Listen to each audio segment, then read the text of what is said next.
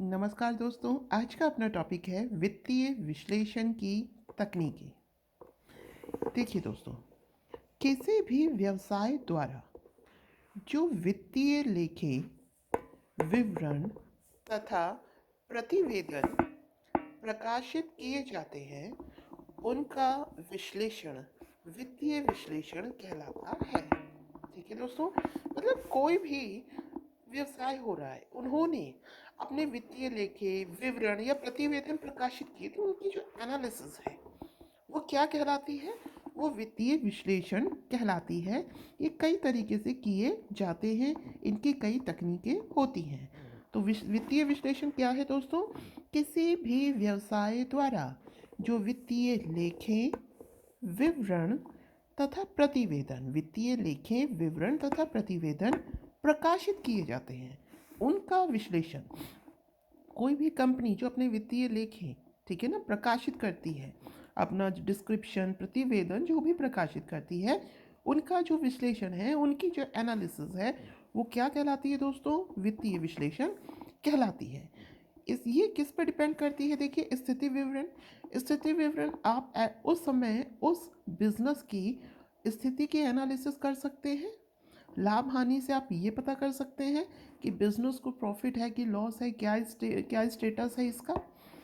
अब हम बात करते हैं तुलनात्मक विवरण की। तुलनात्मक विवरण क्या होता है? जब दो अथवा अधिक समय अवधि में एक फर्म की लाभप्रदता एवं वित्तीय स्थिति को तुलनात्मक रूप में दर्शाते हैं। मतलब कि इसमें क्या है दोस्तों? इसमें हमने एक फर्म लिया, उसकी हमने दो अलग अलग ईयर्स में तुलनात्मक स्थिति का विवरण कर दिया कि इस ईयर में इतना प्रॉफिट हुआ, इतना लॉस हुआ, और इस ईयर में इतनी अर्निंग रही, तो हम उसको सॉरी तुलना रूप में या लाभ हानि विवरण के रूप में बता सकते हैं। ठीक है दोस्तों, इसे सामान्य लेखन सिद्धांत कहते हैं या इसे क्षैतिज विश्लेषण भी कहते हैं। इसका एक प्रारूप मैंने अभी बना रखा है, मैं आपको दिखाती हूँ उसको, उससे आपको और अच्छे से समझ में आएगा। ये देखिए, मान लीजिए कोई भी कंपनी है, जब भी हम पेपर में ऐसा प्रारूप बनाएंगे तो कोई भी कंपनी, आप अपना नाम लिखकर भी प्राइवेट लिमिटेड कंपनी लिख सकते हैं। ठीक है, कोई भी कंपनी बनानी है हमें। अब देखिए, ये इसका मैंने विवरण बनाया है, ये है विवरण, डिस्क्रिप्शन, जिन जिन चीज़ों को सम्मिलित किया गया है। फिर बाद में दोस्तों यहाँ पे ईयर बताया गया है, ये है 15-16 का, ये है 16-17 के लिए, और फिर बाद में इधर परिशुद्ध वृद्धि या कमी बताई है, और इधर प्रतिशत वृद्धि या कमी बताई है। तो ये एक तरीके से क्षैतिज विवरण है। मतलब इधर से हम कंपेयर करते हुए चलेंगे, ये प्रॉफिट लॉस भी बता देगा हमें, है ना, और जो स्थिति विवरण है वो भी बता देगा कि किसी पोजीशन पर क्या कंडीशन है। चलिए देखते हैं। प्रचालन से आगम, मतलब कितना हमें प्राप्त हुआ, कितना इनपुट आया प्रचालन से। तो देखिए, 15-16 में था 60 लाख, 16-17 में हुआ दोस्तों 75 लाख। तो वृद्धि हुई है। अगर हम इन दोनों सालों को कंपेयर करें सॉरी इन दोनों सालों को यदि हम कंपेयर करें तो दोस्तों वृद्धि हुई है। कितनी वृद्धि हुई है? 15 लाख की वृद्धि हुई है। अगर हम इसकी प्रतिशत वृद्धि निकालें तो प्रतिशत वृद्धि दोस्तों कैसे निकलेगी? 15 बटे में ये 60 लाख। तो अगर हम प्रतिशत वृद्धि निकालते हैं तो ये आती है दोस्तों 25%। ये प्रतिशत में है। ठीक है दोस्तों, आगे देखिए। अगला हमने देखा अन्य आय। मान लीजिए प्रचालन के अलावा कुछ अन्य चीज़ों से भी हमें आय प्राप्त हो गई, वो हमने बताई 1.5 लाख। ठीक है दोस्तों, 15-16 में कितनी थी अन्य आय? 1.5 लाख रुपए। और 16-17 में कितनी थी? 1,20,000। तो इसमें क्या आई है? इसमें कमी आई है। कितनी कमी आई है? ये कमी आई है 30,000 की। यहाँ हमने दोनों दिखाया है, वृद्धि और कमी दोनों दिखाया है। तो जो हो रही है यहाँ पे कमी हो रही है। कितनी हो रही है? 30,000 बटा 1,50,000, जो कि दोस्तों कितना आएगा? 20%। तो यहाँ 20% की कमी हुई, जबकि पहले 25% की वृद्धि हो रही थी। आगे चलते हैं। कुल आगम, कुल आगम, ये आपकी प्रचालन से आगम है, ये अन्य आय है, तो कुल आगम क्या होगा, इन दोनों का योग। तो ये हो गया कुल आगम 15-16 का, ये हो गया दोस्तों कुल आगम 16-17 का।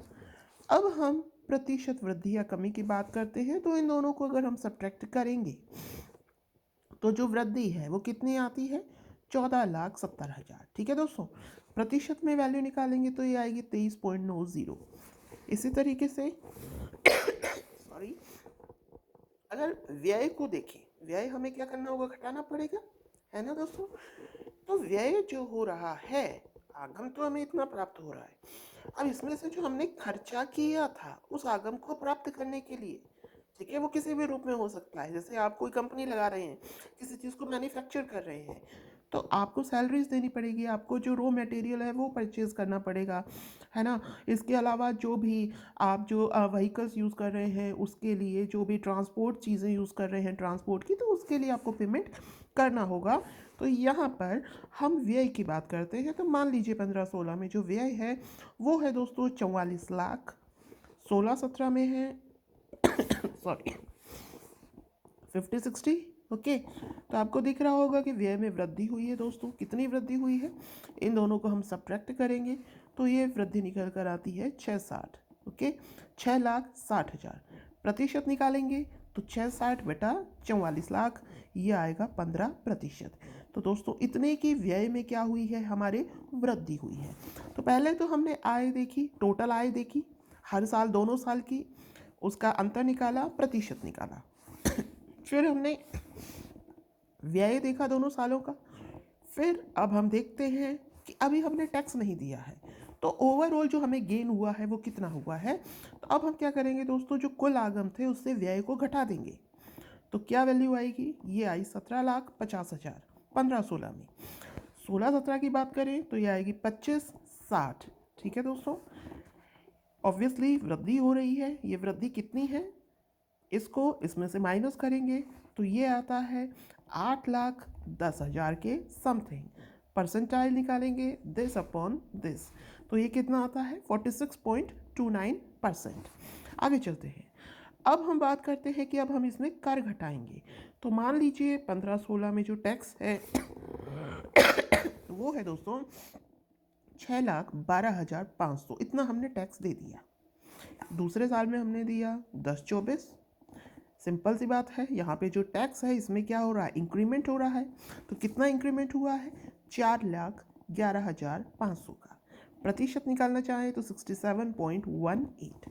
ठीक है दोस्तों, अब हम देखते हैं कि कर के पश्चात लाभ कितना बचा।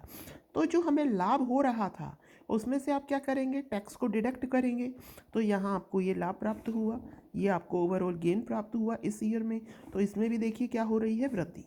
ठीक है, ये हमने इसका प्रतिशत निकाल लिया। तो कुल मिलाकर ये क्या है, ये हॉरिजॉन्टल एनालिसिस दे रहा है। किसी भी चीज़ को अगर हम उठाएं तो हम उसका हॉरिजॉन्टल एनालिसिस करते हैं। ठीक है दोस्तों, तो ये था अपना तुलनात्मक विवरण। आगे चलते हैं, समरूप या सामान्य आकार विवरण। ये क्या कहता है, ये कहता है कि एक वित्तीय विवरण के विभिन्न मदों के बीच संबंध का संकेत देता है। सामान्य मद के प्रत्येक मद को प्रतिशत के रूप में व्यक्त करते हैं।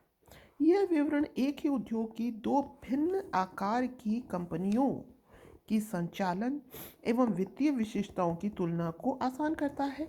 इसके अलावा एक फर्म की विभिन्न वर्षों के मध्य आंतरिक तुलना तथा अनेक वर्षों के लिए अंतर फर्म तुलना हेतु उपयोगी है। तो एक कर क्या रहा है,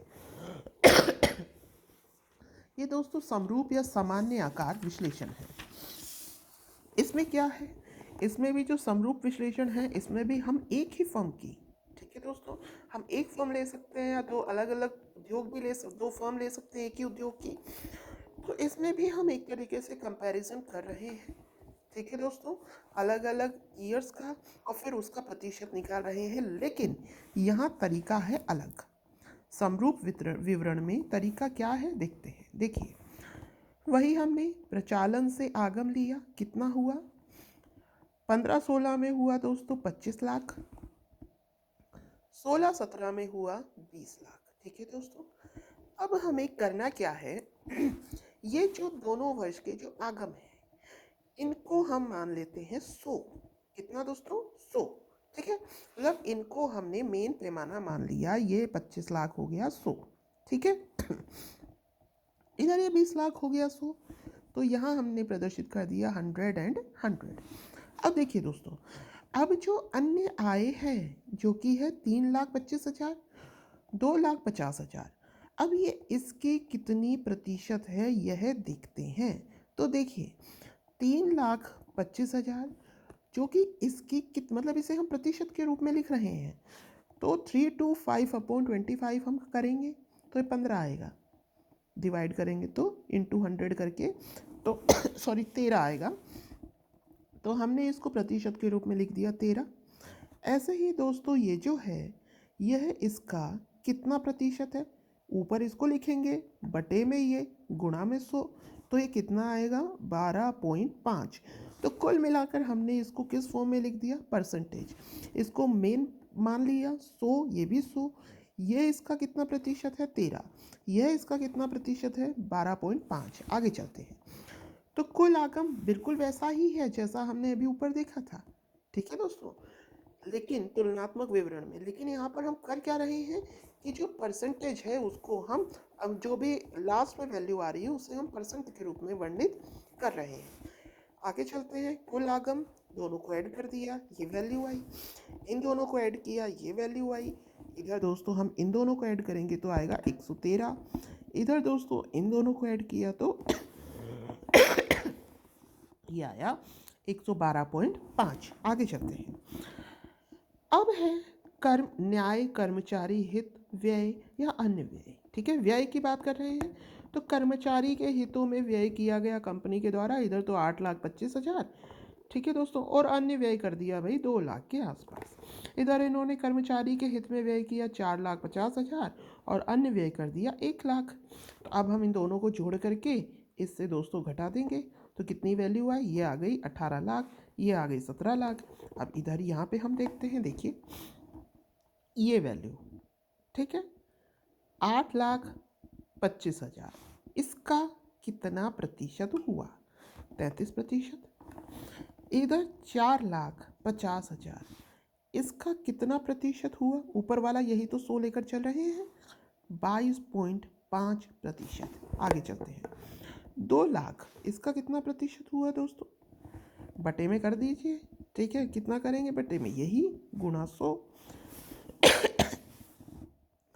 ये आ गई वैल्यू 8, इधर ही आ गई 5। ठीक है दोस्तों, अब देखिए ये व्यय बता रहा था, क्या बता रहा था, ये दोनों व्यय, इधर ये क्या था, आगम था। इन दोनों को जोड़िए, 8 9 10 11, ठीक है 41। अब इसमें से 41 को माइनस कर दीजिए जरा, तो 3 में से 1 गया 2, 11 में से 4 गया 7, तो इन दोनों को जोड़कर प्रतिशत को हम इससे घटाएंगे। इधर हम इन दोनों को जोड़ करके 112.5 से घटाएंगे तो आएगा 85। ठीक है दोस्तों, तो ये हो गया कर के पूर्व लाभ हमें प्राप्त हो गया। अब हम कर पे करेंगे, तो यहाँ पर 5,40,000 का पे किया, तो कर के पश्चात जो मेन इनकम है, जो मुनाफा है वो है इतना। इधर हमने टैक्स पे किया 3,40,000 का, तो हमें जो मुनाफा हुआ वो हुआ 1360। ठीक है, यहाँ अब हम क्या करेंगे, वही जो आपने यहाँ पर किया पेमेंट, मतलब इसका इसके रूप में निकालना है, दिस अपॉन दिस इंटू 100, इसका निकालेंगे दिस अपॉन दिस इंटू 100। ठीक है दोस्तों, मतलब इसका जो परसेंटेज हम निकालेंगे वो इसके कंपैरिजन में निकालेंगे, तो इनके ये मान प्राप्त हुए।